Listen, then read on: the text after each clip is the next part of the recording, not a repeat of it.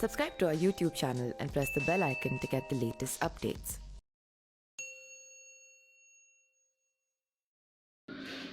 नमस्कार, मैं पिंटू सिंह यादव आप सभी का स्वागत करते हैं न्यूज लाइव में। दोस्तों, उत्तर प्रदेश की 3 सीटों पर उपचुनाव हुआ है। एक तो लोकसभा जो कि मैनपुरी है, जहां पर मुलायम सिंह यादव के निधन के बाद वो सीट खाली हुई है।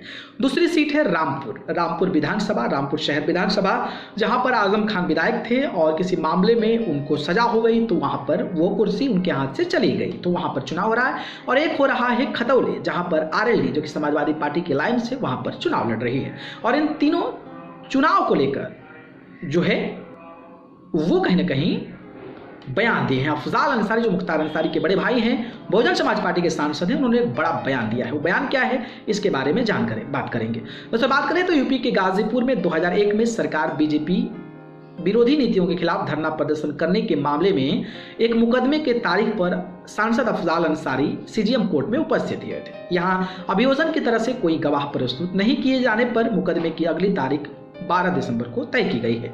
कोर्ट से निकलने के बाद सांसद अफजाल अंसारी ने प्रदेश में चल रहे उपचुनाव को लेकर कहा कि अगर देश में लोकतंत्र की व्यवस्था व्यवस्थित है तो इस उपचुनाव में भारतीय जनता पार्टी हारेगी और उसका घमंड चूर होगा। उन्होंने कहा कि यह लोग नकारा लोग हैं और इन लोगों के हाथ में देश तो है, देश की अर्थव्यवस्था चौपट हो गई है। वहीं अखिलेश यादव के द्वारा दिए गए बयान चुनाव आयोग ने आंखों पर पट्टी बांध लिया है और वोटरों को डराया, धमकाया और पीटा जा रहा है।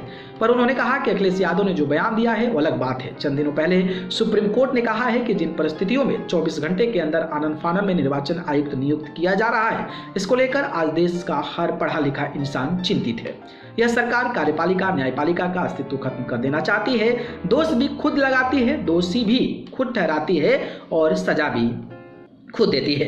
बीजेपी नेता के पकड़े जाने पर क्या कहा? आयुष घोटाले में बीजेपी नेता के पकड़े जाने पर सांसद अफजाल अंसारी ने कहा कि शायद कुछ लोग सोचते हैं कि इस वृक्ष के साए में बैठकर कुछ देर आराम कर लेंगे, लेकिन उन्हें पता नहीं है कि वह इस वृक्ष से दूर रहेंगे तब और इस वृक्ष के नीचे रहेंगे तब भी किसी भी कंडीशन में वो बच नहीं सकते हैं। वृक्ष का मतलब भारतीय जनता पार्टी का एक ऐसा बट वृक्ष है जिसके नीचे कोई फसल नहीं होती, यहाँ तक कि घास भी नहीं जमती। सांसद अफजाल ने कहा कि दिल्ली के एमसीडी का रिजल्ट आएगा तो आप देखिएगा कि बीजेपी हार रही है। हिमाचल का रिजल्ट 8 तारीख को देख लीजिएगा क्या आने जा रहा है। गुजरात में भी जिस तरीके का माहौल है उससे बहुत सारे वोटर केजरीवाल के साथ चले गए हैं। तो इस तरीके से मुख्तार अंसारी के बड़े भाई सांसद अफजाल अंसारी ने उपचुनाव को लेकर बात कही है। बाकी इन पर आपकी क्या राय है ये हमें बताइए। धन्यवाद।